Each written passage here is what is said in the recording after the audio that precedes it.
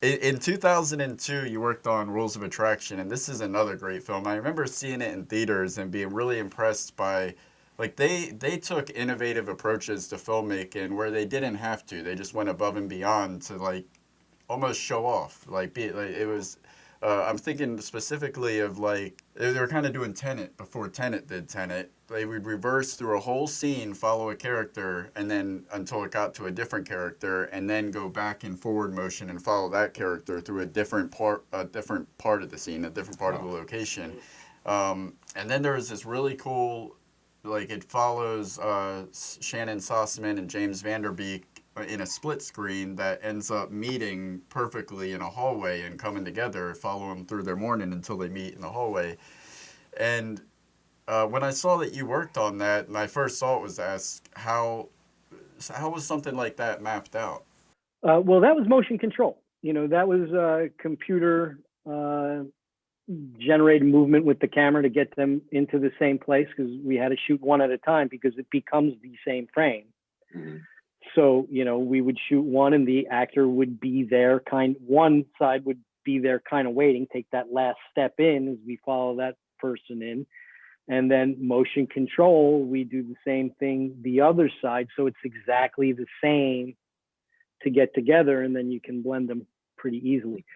It was, the most challenging part was the programming of the, rehearsing and then programming, because that, especially 2002, I guess you told me already, things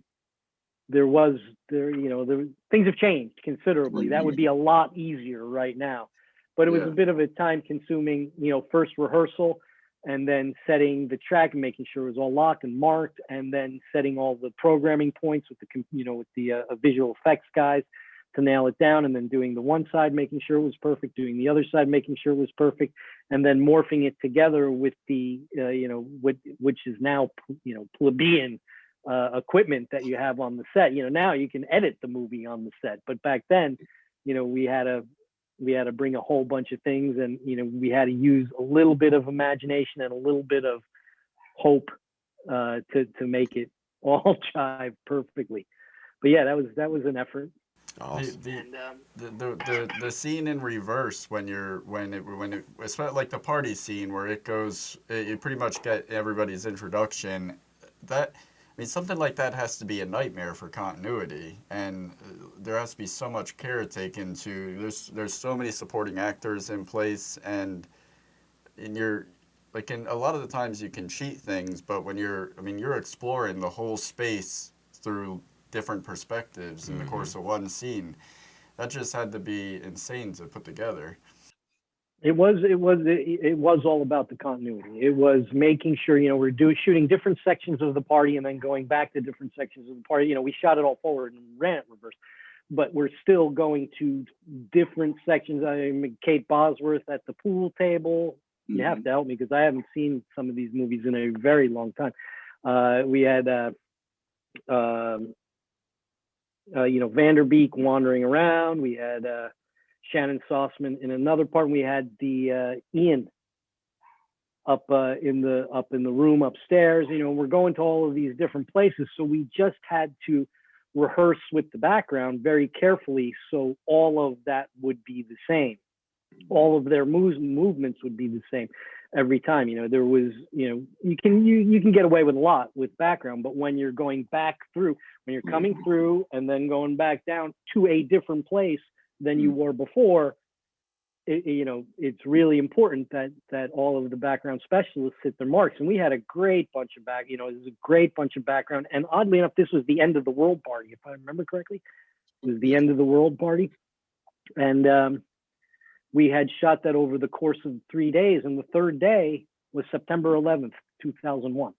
Oh wow. Uh, so we fortunately, it had gone so well the first 2 days that when we showed up on September 11th, 2001 here in Los Angeles, some people didn't come that day. Some people didn't show up for work that day, and it was really important to me and Jeremiah Samuels, the line producer, and Roger, to a lesser extent because it's his baby. and the baby comes first, even when the world has changed dramatically overnight. We wanted to get everybody back home with their families, and fortunately, those rehearsals and the backgrounds were so good that we were ahead from the first 2 days, that we were able to finish up the party, make it good, miss some of the missing people, dress other people up similar. We had to fudge some stuff and get people back to their families as quickly. We think we shot for like 9 hours that day, which, in movie terms is like a half day. Yeah. So that was a really, I'll always put the two together, because my daughter that was her due day too. That was also the day she was supposed to be born. Wow. It is tragically poetic that you're shooting the end of the world party during the time that happens. It was all. I'm about to bust out right now.